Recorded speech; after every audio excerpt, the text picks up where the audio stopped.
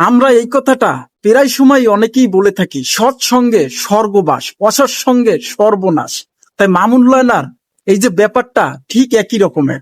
লায়লা ছিল একটা খারাপ মেয়ে, ভালো কথা, কিন্তু সে খারাপ করতো চার দেওয়ালের মাঝখানে বসে। সে 10টা বিয়ে করুক আর 6টা বিয়ে করুক আর 5টা বিয়ে করুক, কিন্তু আমরা কেউ জানতামও না, লায়লাকে আমরা কেউ চিনতামও না।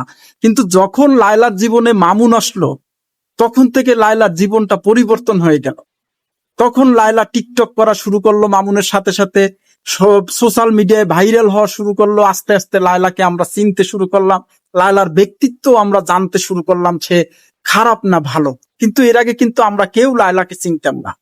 আজকে এই মামুনের কারণে লায়লা আজকে দিনের পর দিন নষ্টামি করতেছে, দিনের পর দিন খারাপ ভিডিও তৈরি করতেছে, সমাজ নষ্ট করতেছে, পরিবেশ নষ্ট করতেছে। এর দায়ভার কিন্তু একমাত্র মামুনই। এটা আপনারা মানেন আর না মানেন, কিন্তু এটা কিন্তু মামুনের কারণেই আজকে এই পজিশনে লায়লার আসা।